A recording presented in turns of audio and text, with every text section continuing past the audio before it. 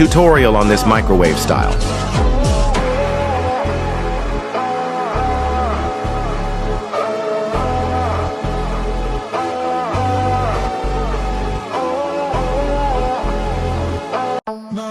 At first, go Speed Cure Custom. Set first 3 beats to 3x and 2 beats to 0.5x. Apply slow-mo, better quality. Add 2 keyframes. Zoom a bit on second key, set ease out graph.